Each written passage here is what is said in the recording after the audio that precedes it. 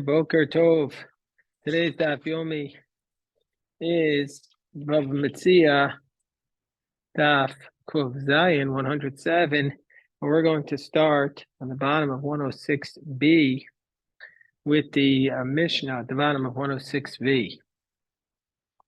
So the Mishnah, first of all, the daf yomi is dedicated for Yeshua, for Am Yisrael, Hatzalah for the Shvuyim, and the Shemira for the Chayalim. It says in the Mishnah, Hamakabel Sada Mechavero was Zara Sa'orim, and if somebody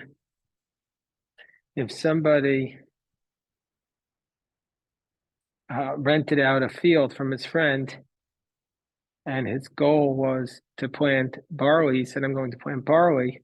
Well, he can't plant wheat there because wheat is going to ruin the field more than barley will. But if he does chitim, if he rents it out to plant wheat, he is Re'enasorim, he could do barley. Rashbag says, Rashbag Omer Tvua will use Kinios. If you rent it out for wheat, you can't plant beans. Kinios, if you rent it out for beans, Yizrena Tvua. You could plant crops because the beans are worse for the field than the crops. Rashbag Oser, but not Rashbag Omer. Rashbag prohibits it. Tvua, if it's crops, lo Yizrena Kinios, you can't plant beans, and if it's Kinios, lo Yizrena Tvua, you can't plant wheat. For Rashbag Oser, Rashbag prohibits it. Amar of Chisda, my time to Rashbag. Why does Rashbag say that even if it's beans, you can't plant you can't plant wheat, and even if it's wheat, you can't plant barley? He says the reason is, says Rav Chisda, She'eres Yisrael yasu avla, remnant of Israel will not do a sin. They're not going to speak falsely. They're not going to lie. So if you enter it out for beans, you can't plant wheat. You're not allowed to lie. So may say the Gemara challenges Rav Chisda's answer because it says Migpas Purim, the money that they collect for Purim has to go with Purim. And you don't look too closely. A poor person, the day after Purim, he can't take the money collected for Purim and use it for his shoes. Unless he goes back to the people who gave it out, the Mamad Ayir, the town board, and asked them, Rabbi Yaakov, because he said, so this is the position of Rabbi Yaakov, who said in the name of Rabbi Meir, whereas Rashbag is lenient. And he allows the poor person to do it. So we see he allows the poor person to change. But here in our Mishnah, according to your explanation, Rav Chisda, the reason is he prohibits it because it's a lie. Well, if that's the case, he should prohibit by the poor person also. So Amar Abaye, so on top of 107a, Abaye says the time of the Rabbi Shimon Kedemar. The explanation is like we have earlier. The Amar Mar, Haiman the Nichoe the Titbor Aro, like we said, a person who wants his land to lie fallow. Rashi reads this as sarcasm. If somebody wants his land to not produce anything, the Tidbor Ari Lidzra, Shata Chiti, Vishata Sara. First plant 1 year wheat, and then the next year barley. Shata Shasti, Vishata Erev. 1 year horizontal, 1 year vertical. Well, so meaning to say that Rashi is saying, if you want, the way Rashi understands, if you want your land to lie fallow, switch off the crops in this manner. Oh, I'm running out the little Vitani. When do we say this? Where you didn't plow it over in between? Well, Vitani, but if you plow it over in between, it's not a problem. Tosfos takes a different approach. He says it's not that you're treating the land in this manner, because we know that's just the opposite. This is what you're supposed to do. So Tosfos is saying that it means that you don't land your land lie fallow. So then it's going to happen. But basically, the basic idea is that sometimes, what Rabbi Shimon Gamliel is saying, that sometimes if the guy tells you to plant the field a certain way, you don't have the right to change it because maybe he has his reasons. That's all he wants his field done. If it's crops, you know how to plant beans because they'll ruin it. But he learns out. Rabbi Yehuda says to Ravin, if you hired it for wheat, you can plant beans. But don't we learn you can't do it, beans? So it depends if it's Eretz Yisrael or if it's Babel. Rashi explains our Mishnah, which says that if you plant it out for wheat, it says you can't plant beans. That's in the land of Israel, which is a place of mountains. We have to be concerned that the land will get ruined. But we live in Babylon, and so therefore it's always being irrigated. We don't have to be concerned that the field will get ruined. Only Rabbi Yehuda Rabban. Once we have Rabbi Yehuda saying to Rabban, we have a whole bunch of statements from him. Rabbi Yehuda Rabban, Rav Nachman, Rabban Achi, Rabban my brother, Hani Tachli Debei Kitna, these watercresses that grow in the cotton field, Ein B'hem Mishum Gezel. You ought to pluck them out, and it's not considered theft. Home dos Hakvul, and let's say they stand on the border to basically demonstrate which is your border, which is your field, Yesh B'hem Mishum Gezel. Then they have a purpose, and you know how to steal them. And the reason is also they're not ruining the field if they're on the border. If they're in the middle, they're ruining the field, so that's why you could take them. Vim Hukshu was there, but if they already became basically finished growing, they're now edible. Then even if they're growing in between the crops, their damage is already done. So now it's just a food item, and so therefore it's theft if you take it. My time up, my ifsid, so whatever the damage they did, they've done. I'm like Rabbi Yehuda, Rabban Bar of Nachman, Rabban Achi, Rabban my brother, Hani Mili, Hani Dili, Dilach. The Dilach Dili. He says that which belongs to me really belongs to you. And that which belongs to you belongs to me. So basically what's going on here is that they had a tree, they had two orchards next to each other, and from one tree fruit was hanging into the other person's yard, and from one tree the fruit was hanging into the other person's yard. But the roots were drawing, even though the roots were drawing from the other person. So we said we don't go by where the fruit is, we go by where the roots are.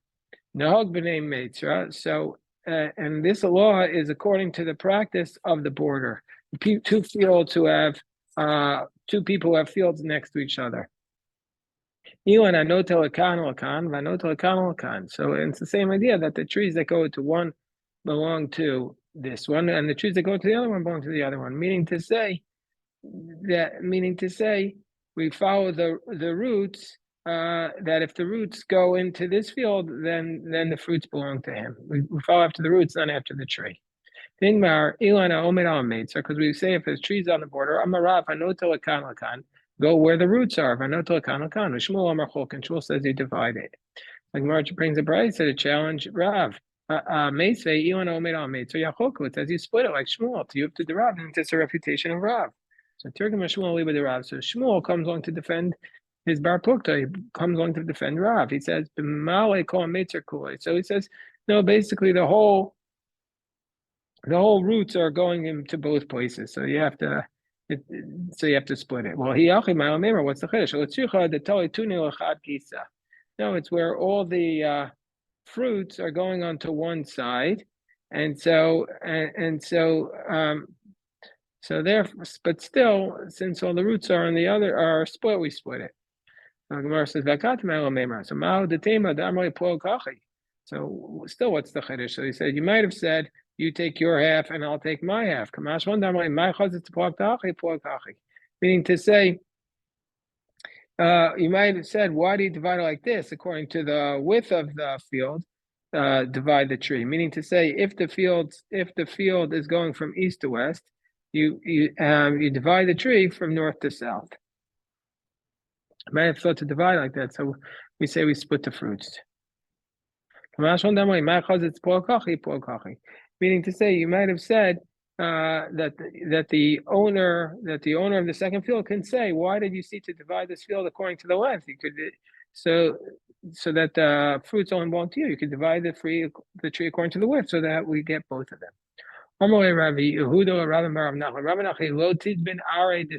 He says, don't buy a field next to the city. Because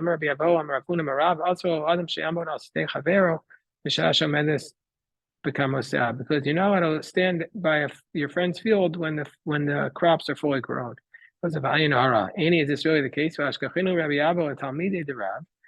Abba once finds a student of Rav. Says, what does Rav say about the following pasuk? Baruch atah ba'ir. Blessed are you in your city. Baruch atah b'sada. Blessed are you in your field. Baruch atah b'valecha. Blessed are when you come. Baruch atah b'tzeisecha. Blessed when you go.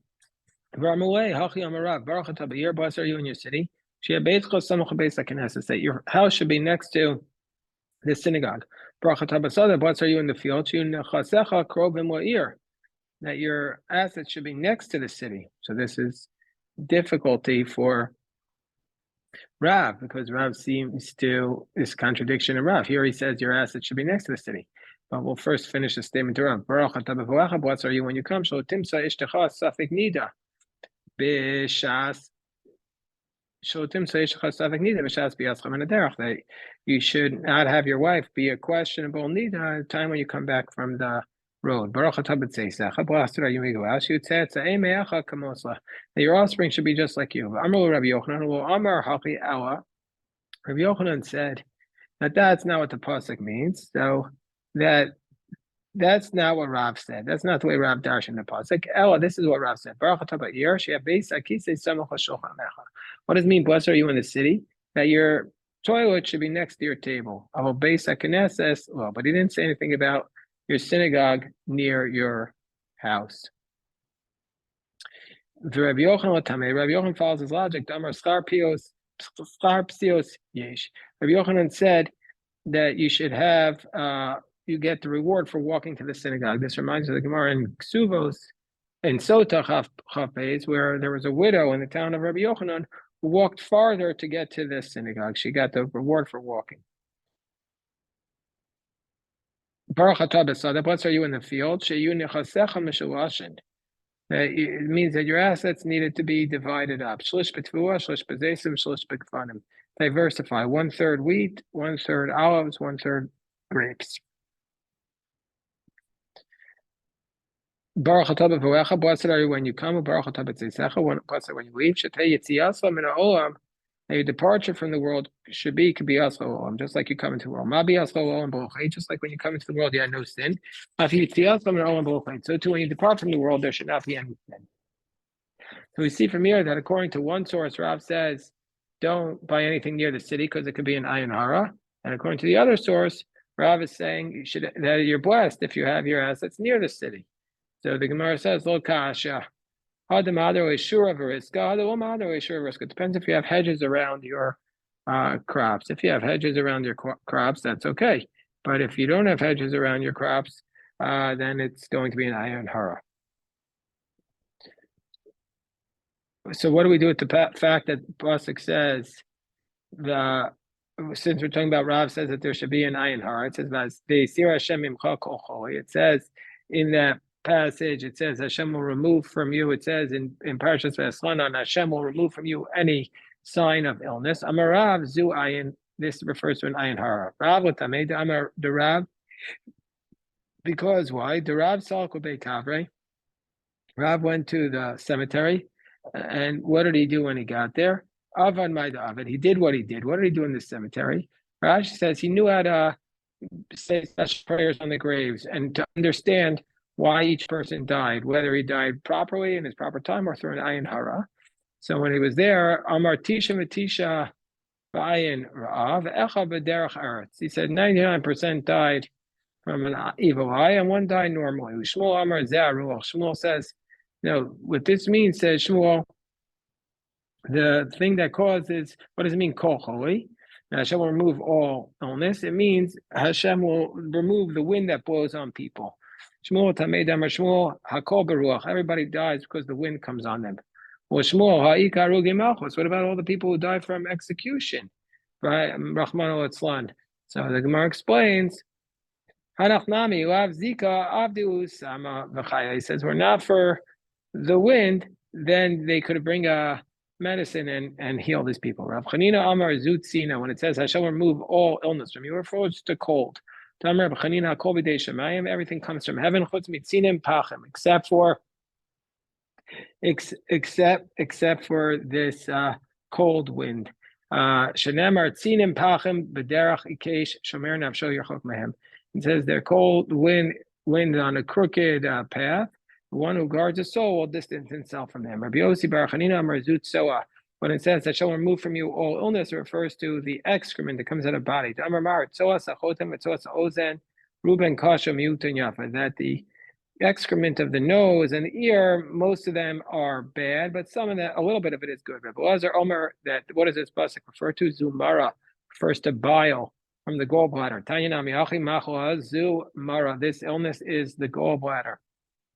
Why is it called machwa? She machwa kol gufa shel adam, because it affects the whole body. The Amar Tavar Achar, alternatively, machwa sheshmona mishalosha chalayim tuyim b'mara. This is an illness because 83 illnesses come from the mara. V'kuan pas shachris b'melch v'kiton shemayim mevatlam, and all of them morning bread and salt and a jug of water, get rid of them. Tanar Rabbanan Yud Gimel Dvarim Ner Pasha Shachris. 13 things are said about if you eat bread in the morning. Matzelas Menachama, it saves you from the sun, Minatzina from the cold, Minazikim from the wind, Minamazikim from the demons. Machimas Pesi, it makes you smart. Vizocha Bedin, it helps you when you're quirkies.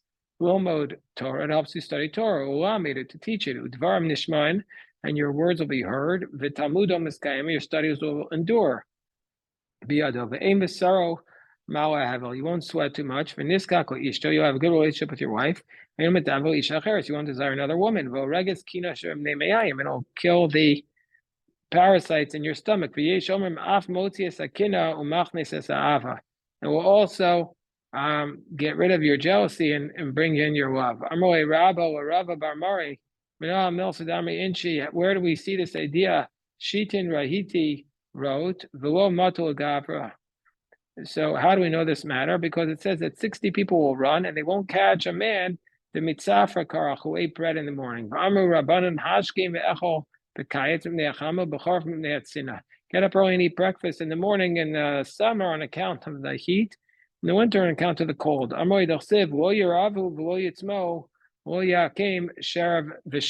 this is a verse from Isaiah. It says you won't be hungry and you won't be thirsty, and the cold and the sun will not affect you. Meaning to say that we're going to say that since you eat and you drink, then the sun and the cold will not affect you. You tell me from there. I'll tell you from here. You shall serve Hashem your God, and Hashem will bless your bread and your water. When it says you will serve Hashem your God, this refers to Kriya Shema, Tefillah. This refers to Shema and prayer. Bless your bread and your water. Zupas b'melech, this bread and salt. V'kiton shamayim, and a jug of water. From that point on, and from that point on, I'll remove your illness from your midst. So Rav Yehuda said to Rav Ada, who was in charge of he was a surveyor, he was in charge of measuring the fields. He says, he says, don't take lightly this idea that you're going to measure anything. The call porta because everything you measure is any little small amount could be used to plant saffron, which is very expensive. And Rav Yehuda Rav Ada Meshucha. Dawad Amos da Nigra. So another statement to Rabbi Yehuda said to Rav Adam Meshucha was Dawad Amos da Nigra Zilzal Bahu. Danahara Wotim Shachenu Klal. He says the 4 Amos of the irrigation canals, that you can be like precise, because even if you're off there, it's just affecting a few people, and so therefore you could always ask them to be mochel, to waive their rights. But if it's from the river, don't measure at all, meaning to say be extra generous, because there, if you're off, you're stealing from the whole community. Rav Yehuda Tamid Rav Yehuda Arba Amos da Nigra V'Vnei Nigra Danara the Kol Yam. He says the 4 Amos of the irrigation, they belong to the irrigation, but for the river, they belong to the whole world. Machaz Rabbi Ami also made a declaration. Malo Kosfe Nagde betray Ivde de Narakotsu. That he said, what this is talking about is that there were, when they would want to tow a boat up the river, then they would have 2 people standing on either side, and they would pull it up by ropes. They would pull the boat up the river. So that's where. So you need to cut down like a shoulder length so that they could cut it up when they walked up the river. Rav Nazim Roshea cut Shisar Amta. He went 16 amos in. Also, away b'nei Mashronya Dafnu. The people from Mashronya came and they struck him. Who savar Kershus Arabim? He thought that you need to cut down 16 amos next to the riverbanks so that the whole public could walk there. Velohi, but it's not this case. Hasam be'inan koi hai. There, in the case of the public domain, you need more status. You need more space. So if it's a path of the public domain, you need a wide measurement. But here it was Mishum Damtuchi Ashleyan, who was just so that people could pull the ropes. So as long as they have enough space to pull the ropes, that's enough. Rabbi Ravuna Avoyahu Abba Aguda Denara. Rabbi Ravuna had basically a forest on the banks of the river. Amrulay Nekutzmar. So the people said to him, "Should we cut down your forest? Can we cut down your forest so we can pull up the boats?" He says, "Well, first cut the people up and below me, and then I'll cut mine." So the Gemara says, "Why did he say that? Doesn't it say that first first fix yourself, and then fix others?" Meaning, say, why are you saying let the other people go first? First fix yourself and then fix others. So the Gemara says, "No, Hasam Abba." No, because the forest next to him belonged to this very distinguished man who worked for the king, and he knew. He said, "If you cut, I'll cut." But if he's not going to cut down on my acres, why should I cut it down? Meaning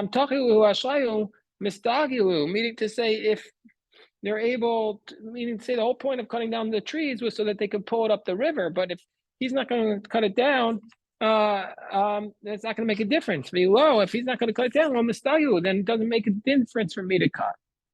We're on the top of Kuf Chesam and Aleph. Rabbi Rav Nachman was walking along on his ship, and Chazahu Abba Dekaya Aguda Denari. So there was a forest on the side of the river. Amaru the man, he said, "Who owns this?" Amaru the Rabbi Barafuna. He said, "This belongs to Rabbi Barafuna." Says, but wait, V'yada Saram Vaskanim Haisa B'Mao Azeh Rishona. So he quotes the pasuk from Ezra that says that the most distinguished people of the city, they were the ones who were sinning first. So Rabbi Barachana, he was from the Gedolei Ador. He was not fulfilling the Takanam Nacham that you have to cut down the trees right along the riverbank so people can pull it. So Amar Lu, so Rabbi Rav Nachman said to those people, Kotsu, cut it down. And Kotsu, and they cut it down. Asa Rabbi Rafuna Vashchet Chayitz. Rabbi Rafuna found that they cut it down. Amar Man Kayitz Takutz Anfe. He said, whoever cut it down, let his branches be cut down. Amar Kul Shani the Rabbi Rafuna or Kayam Zara or Rabbi Rav Nachman. All the years of Rabbi Rafuna, Rabbi Rav Nachman never had children because he was cursed by Rabbi Rafuna. He judged him too quickly, and in response, he judged him too quickly. And so, a bad story about that. Okay, we'll stop the recording here. Say to everyone.